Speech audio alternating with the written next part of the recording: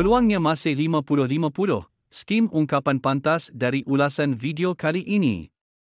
Mampukah Sabah menewaskan gergasi Liga Malaysia? Johor Darul Tazim JDT bagi menamatkan penantian panjang selama 30 tahun untuk kembali menjulang Piala FA.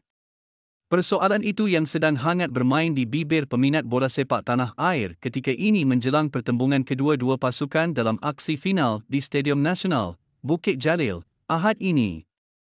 Sabah menamatkan penantian selama 27 tahun untuk melangkah ke final Piala FA musim ini selepas kali terakhir berada di pentas akhir kejohanan itu pada 1998. Kini, impian lebih besar seluruh peminat Sabah untuk melihat pasukan mereka menjulang Piala FA selepas 3 dekad dengan skuad badah hanya sekali menjulang trofi itu pada 1995 apabila menewaskan Pahang 3-1 dalam aksi final di Stadium Merdeka. Namun, tugas skuad kendalian Jean Paul de Marigny bukan mudah kerana mereka perlu berdepan halangan terbesar daripada JDT yang juga juara 4 kali. Atas kertas, JDT menjadi pilihan untuk bergelar juara berdasarkan rekod kebal Harimau Selatan yang sudah 4 tahun tidak tewas dalam kancah bola sepak tempatan selepas dikejutkan Kuala Lumpur City 2-0 pada aksi final Piala Malaysia 2021. Dato' Ong Kim Swee yang turut berada dalam skuad Sabah ketika menjulang Piala FA 1995 untuk mengulas mengenai peluang kedua-dua pasukan bagi aksi final Ahad ini. Sabah FC. Ini final pertama bagi kebanyakan pemain dalam skuad Sabah, kecuali Apik Khairul Fahmi Cermat yang sudah banyak kejuaraan. Sudah tentu siapa yang bermain dalam final pun inginkan kemenangan. Jadi, mereka harus mengambil kesempatan ini untuk memberikan yang terbaik. Sabah boleh ambil contoh seperti KL City pada 2021 kalahkan JDT di final Piala Malaysia. Jadi dalam bola sepak, kita tahu setiap pertandingan, setiap perlawanan akhir, situasinya berbeza. Ia hanya satu perlawanan dan pemain tidak perlu fikirkan mengenai perkara lain. Apa pun boleh berlaku dalam masa 90 minit. 120 minit mahupun penentuan sepakan penalti.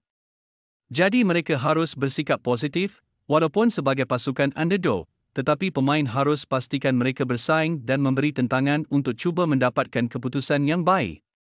Bagi Sabah, saya berasa Stuart Wilkin akan menjadi pemain yang penting untuk mereka terutama pengalamannya dengan pasukan kebangsaan dan bermain di Stadium Nasional. Dia mempunyai sentuhan yang baik.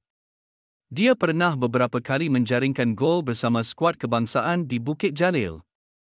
Jadi, saya rasa dia nadi untuk Sabah untuk mencipta gol atau melakar banyak peluang untuk pasukan JDT. Kita tak nafikan yang JDT sudah tentu pasukan pilihan dan kita tahu mereka mempunyai barisan pemain berkualiti yang ramai dan skuad terbaik, bukan saja dalam Liga Malaysia tetapi juga di pentas pertandingan Konfederasi Bola Sepak Asia AFC. Kita harus realistik, sudah pasti dengan pelbagai rekod yang mereka ada pasti akan memberi mereka lebih keyakinan. Namun, perlawanan final ini adalah sekali sahaja, jadi mereka juga tidak akan mengambil mudah dengan apa yang akan berlaku pada perlawanan akhir nanti. Sudah tentu JDT akan merasai kehilangan Arif Aiman Hanapi, tetapi secara keseluruhan, saya percaya ada ramai lagi pemain yang menunggu peluang dan mampu mengisi slot ditinggalkan Arif Aiman. Kalau kita tengok, bersun pemain tumpuan bagi JDT. Setiap kali dalam perlawanan penting seperti ini, dia akan mendapatkan gol ataupun selalu beraksi dengan baik untuk membantu pasukan meraih kemenangan. Jadi bersun adalah pemain yang Sabah harus awasi. Namun, kita tahu JDT mempunyai bukan 11 tetapi 23 pemain yang berkualiti dan siapa yang beraksi sekalipun Sabah harus bersiap sedia dengan corak permainan terbaik. Bagaimanapun perlawanan ini merupakan perlawanan paling dinanti oleh penyokong, bukan kerana final semata, tapi kerana tekad Sabah FC yang ingin mengulangi sejarah 30 tahun lalu.